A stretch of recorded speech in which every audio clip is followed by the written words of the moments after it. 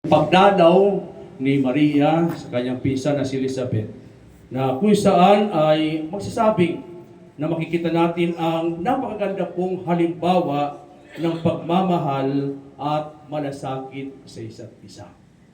Yung pagdalaw ni Maria kay Elizabeth ay pagpapahayag at pagpapakita ng pagmamahal at malasakit sa isa't isa. Si Maria po, bagamat siya ay isang batang dalaga, ay naglakbay ng malayo upang makitang muli at tulungan ang kanyang pinsang si Elizabeth, na nasa matinding kalagayan ng pagbubuntis. Dahil alam naman po natin, si Elizabeth ay matandang-matanda na. Hindi natin alam kung ilan ang edad niya, na magdadalang tao, no? Na kung saan ay una-una nga po siya po'y baog. Matanda na't baog, pero ay nariyan siya ay nagdadalang tao. At dito, na kung saan sa gitna ng lahat ng ito, ipinakita ng dalawang ito ang di mabilang na mapagkilos ng kabutihan at pag-alaala para po sa isa't isa. So sa ganito pong pagkakataon, tulad po ng ating pong ipinagdiriwang ngayon, tayo po ay naririto upang nariyan napapalaanan tayo ng isang mahalagang aral, ang pagpapahalaga po sa bawat taon ng buhay at ang kahalagahan ng pag-aalaga sa ating mga mahal sa buhay. Yung kung saan sa ating pong pagtitipon na ito ay muling nagpapaalaala sa atin yung pagpapahalaga sa buhay na ipinagkatiwala sa atin ng ating pong Diyos. Na nariyan dapat ay ang patuloy nating alagahan, pahalagahan yung buhay na ito ng ating pong Diyos. So kaya po sa ikasyam na pung taon ng karawan ni Tatay Nato, makikita po natin ang mga biyaya at hamon na dumaan. Ngunit ikit sa lahat, ang patuloy na pagpapakita ng malasakit, pag-ibig at pagkalinga sa mga mahal sa buhay. So ito yung pagpapakita rin natin kung bakit tayo naririto, yung ating pong pagmamahal kay Tatay Nato, yung siyempre yung ating pong, nandiyan yung siyempre malasakit, no?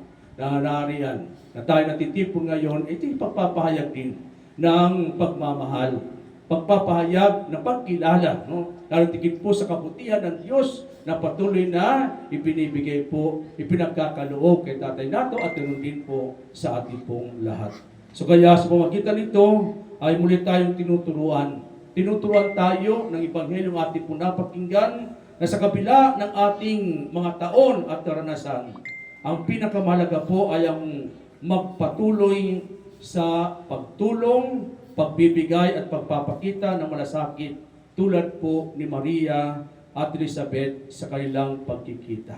So kaya ito rin na siyang mensahe sa atin na yung pagkikita ng dalawa ni Maria at Elizabeth ay isang hamon din sa atin na patuloy din nating ipahayag, lalo tigit po yung ating pong pagtulong, pagmamahal, pagbibigay at pagpapakita ng malasakit sa isa't isa. Nasa rin ang ating pong misyon.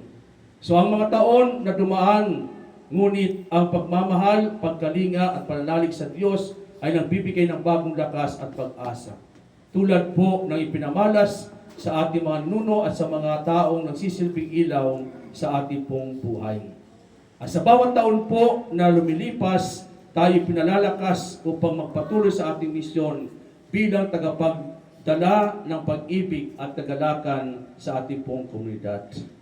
At sa araw na ito, sa inyo pong karawan, Tatay Nato, sana'y patuloy pa ninyong maranasan ang kagalakan ng Diyos sa bawat araw ng inyong pong buhay. Sigurado po ba, abutin pa ng 100? 10 na lang yun. 100 na po. So nawa, ano man ang inyong pong naranasan sa 10 taong ito, darating po yung biyaya, yung kagalakan, ang isang patuloy na inyong pumaranasan din sa inyong pong buhay. Naway maging inspirasyon kayo sa lahat sa pagninilay ng tunay na halaga ng buhay ay matatagpuan sa pagmamahal sa Diyos at sa isa't isa. Na isang paalala din, no? Ako nantig po sa iyo pong pagbabalik loob, sa inyo pong pinasang pagbabalik loob. No? Talagang nariyan, na pinakita niyo po na talagang pinagkababa ang loob na inaamin mo, no? Na sa inyong kaharawan na ito ay nariyan hindi po pagmamayabang, no? Pagkus ay kababa ang loob. Na talagang kinikilala mo, inaamin mo na nandiyan yung kainaan mo at mapagkukulang. Kasi ang kung saan ay ating isamo, no? Sa Diyos, na sa gitna nito, ay nariyan kayo po'y patuloy pa rin bigyan ng kalakasan upang gawin kung ano po nararapat at naayon base po sa inyong pong kakayaan na ito siyang magdala para kayo po'y maging malapit sa ating pong Panginoon. Kasi yun naman po ang napakalaga. Dahil sinasabi nga po, yung buhay natin sa ibabaw ng mundong ito ay isang paghahanda para sa buhay na walang hanggan. Nakapiling ang ating pong Panginoon. Nanaway, sa buhay niyo po, sa pong paglakbay na ito siya ang magdala, no? Upang inyo pong matamasa, lalo tigil po yung ipinapangako ng Diyos na buhay na walang hanggan. So kaya, naway maging inspirasyon kayo lagi, no? Lalo tigil po sa pagpapahalaga ng buhay na ipinagkakatiwala sa iyo ng ating pong Panginoon.